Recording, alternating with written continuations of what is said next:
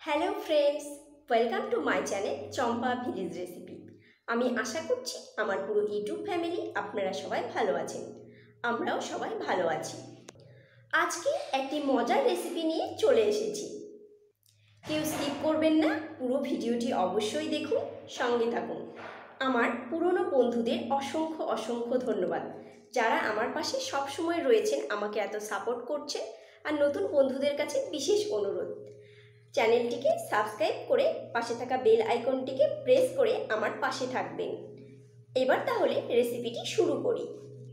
এই তালের যে এই অংশটা থাকে, এটিকে খুলে নেব। আমি তালগুলোকে ধুয়ে নিয়েছি। এবার এগুলোকে আমাকে ছুলতে হবে। তালের খোসাগুলোকে এইভাবে প্রথমে ছাড়িয়ে নিতে হবে।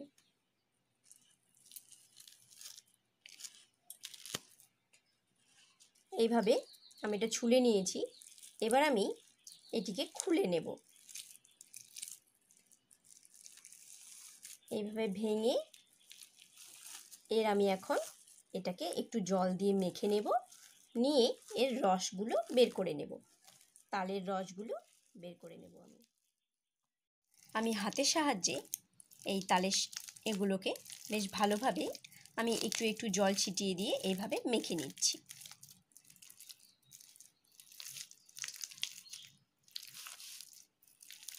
এইভাবে মেখে নেব।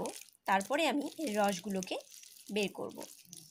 অনেকেই হয়তো অন্যরকম প্রসেসেও রস বের করে থাকতে পারেন। আমি এটা নিয়ে নিয়েছি। এটার উপরে আমি এই তালের এগুলোকে এইভাবে করে আমি এর রস বের করে নিচ্ছি।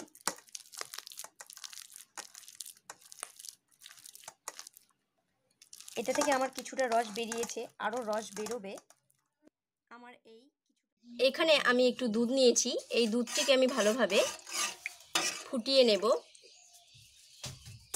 এখানে আমি তালের রসগুলোকে একটি পাত্রে এইভাবে দিয়ে বসিয়ে দিয়েছি। আমি এবার এইভাবে অনবরত নাড়তেই থাকবো। আমি আসলে তাল ক্ষীর বানাতে চলেছি। তালগুলোকে এইভাবে বেশ খানিকক্ষণ ফুটিয়ে নেব। বেশ খানিকক্ষণ আমি এইভাবে ফুটিয়ে নিলাম। বেশ ফুটছে। এবার আমি ফুটিয়ে রাখা, একটু ঘন করে রাখা দুধকে এখানে আমি দিয়ে নেব।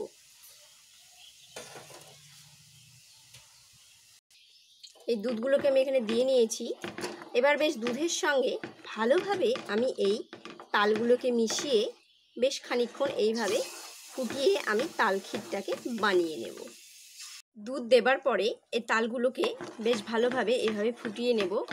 তালগুলো যখন, দুধ ও তাল যখন একসঙ্গে এইভাবে ফুটতে শুরু করবে, এখন আমি এখানে চিনি দিয়ে নেব। চিনিটা নিজেদের স্বাদ মতো দিতে হবে। চিনি আমি দিয়ে বেশ ভালোভাবে এইভাবে চিনি মিশিয়ে নিচ্ছি। এইভাবে ফুটবে আর অনবরত এইভাবে নাড়তে হবে, নইলে নিচে লেগে যেতে পারে।